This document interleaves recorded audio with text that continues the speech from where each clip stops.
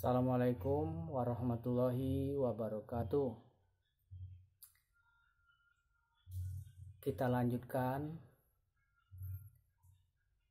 Saya akan menjelaskan bagaimana cara membuat skripsi, yaitu pada bab 2.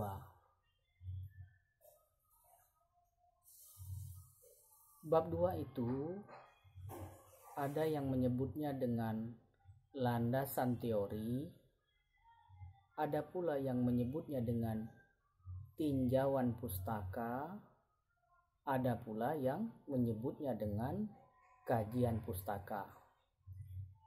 Istilah itu sama, artinya pada bab 2 itu seorang penulis atau peneliti harus mencantumkan, menuliskan hal-hal yang bersifat teori dari penulis-penulis terdahulu atau para ahli, ya. Baik. Apa saja yang harus dicantumkan pada bab 2 atau landasan teori itu? Bab 2 itu mencantumkan hal-hal yang berkaitan dengan konsep apa yang diusung oleh peneliti, dalam hal ini mahasiswa yang akan membuat skripsi tersebut, ya. Kenapa saya katakan konsep?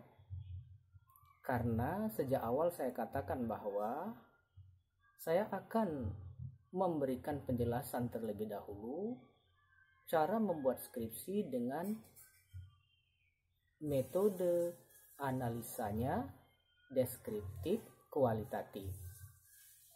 Nah, dari mana seorang peneliti tahu bahwa konsepnya itu seperti apa?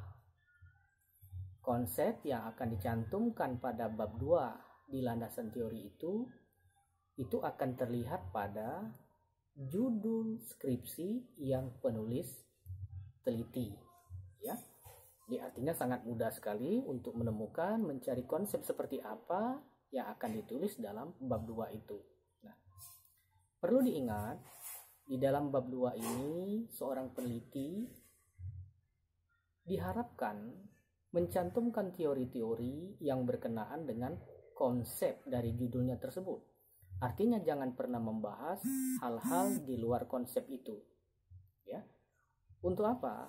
Agar di dalam bab 2 tersebut tidak terjadi pemumaziran halaman ataupun penambahan-penambahan poin-poin yang dianggap tidak atau kurang relevan dengan skripsinya, ya. Di dalam landasan teori ini juga, disitulah akan muncul yang namanya gaya selingkung dari seorang peneliti atau penulis. Dalam konteks penulisan ini ada dua cara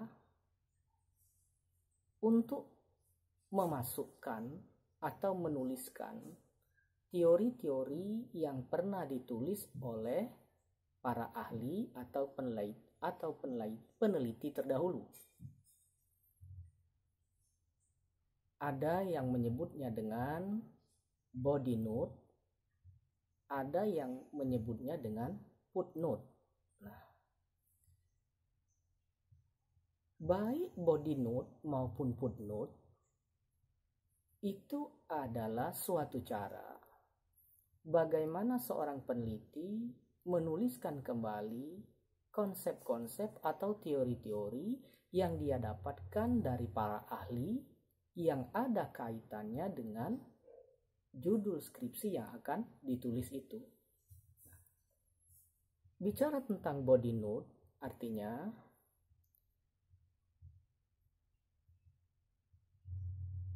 teori yang pernah ditulis oleh para ahli ditempatkan oleh penulis atau peneliti di tengah-tengah ataupun di dalam struktur daripada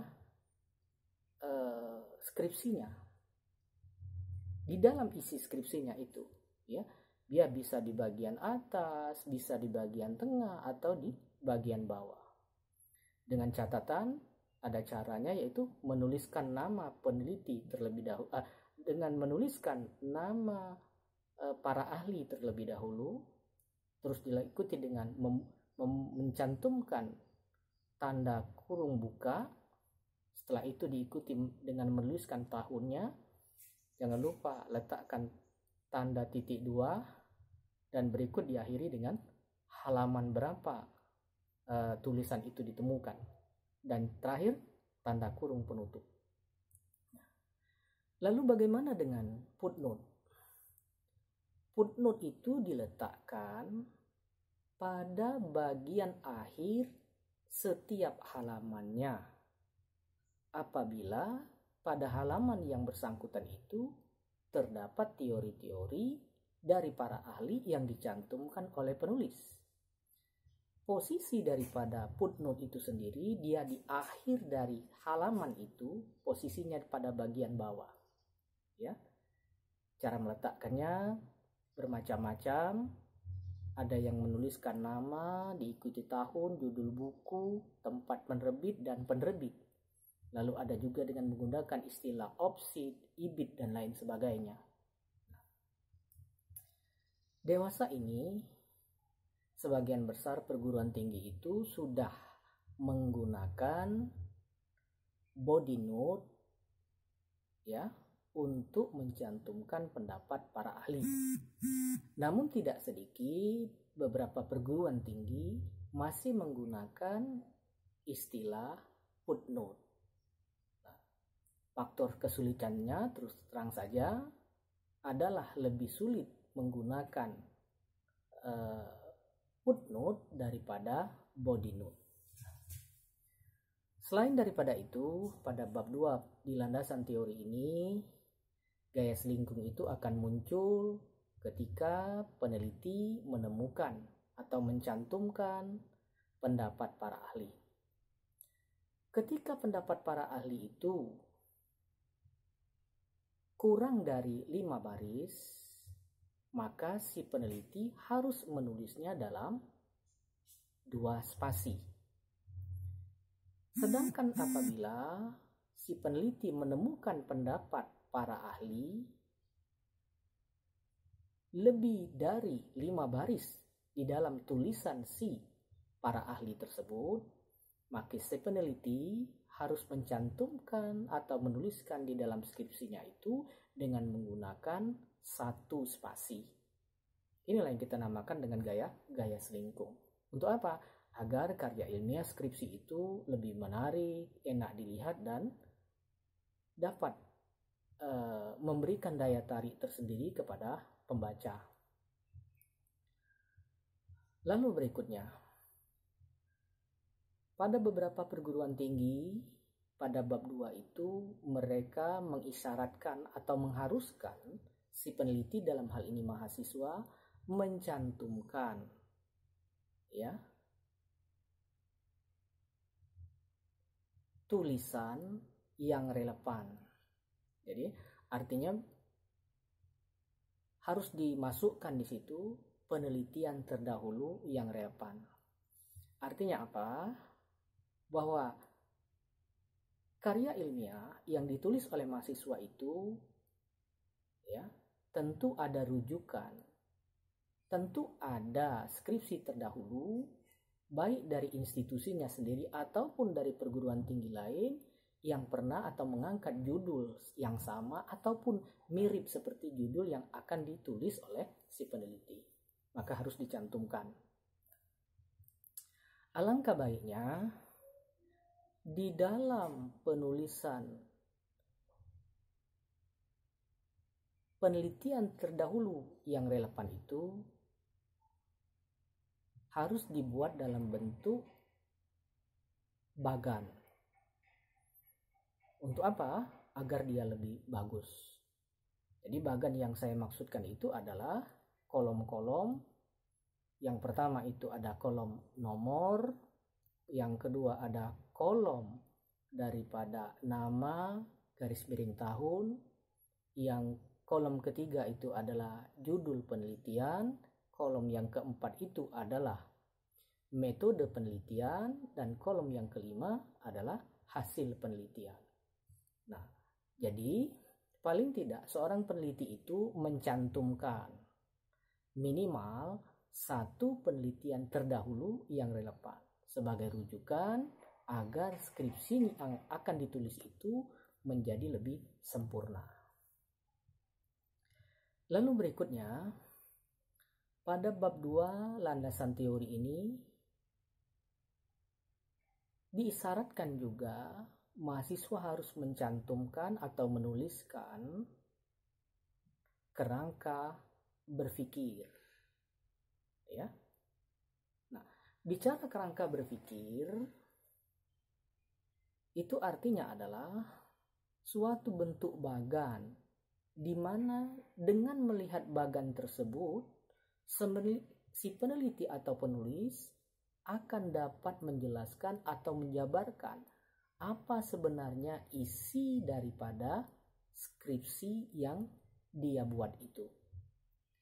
Namun perlu diingat, bicara kerangka berpikir itu erat kaitannya dengan satu mata kuliah yang kita sebut dengan sistem informasi manajemen. Mengapa demikian? Karena di dalam kerangka berpikir itu segala sesuatu harus dituliskan sesuai dengan simbol-simbol sistem informasi, ya. Simbol-simbol yang saya maksudkan itu antara lain simbol kotak persegi, simbol kotak persegi panjang, simbol bulat, simbol tanah panah, dan lain sebagainya. Nah, berbicara tentang simbol itu tentu setiap simbol tersebut itu harus dihubungkan dengan tanda panah, di mana tanda panah ini mengarahkan, mengisyaratkan bahwa segala sesuatu yang berkaitan dengan konsep penelitian itu saling berkaitan, sehingga nanti timbul daripada umpan balik atau hasil dari penelitian tersebut. Saya kira itu yang dapat saya jelaskan berkaitan dengan cara membuat skripsi dengan menggunakan metode analisa deskriptif kualitatif pada bab 2 yaitu landasan teori. Berikutnya nanti pada pertemuan yang akan datang saya akan menjelaskan apa yang harus kita buat pada bab 3 yang kita sebut dengan prosedur penelitian. Saya kira itu. Sampai ketemu lagi. Assalamualaikum warahmatullahi wabarakatuh. Ingat pesan saya, hidup ini indah walau terasa berat. Terima kasih.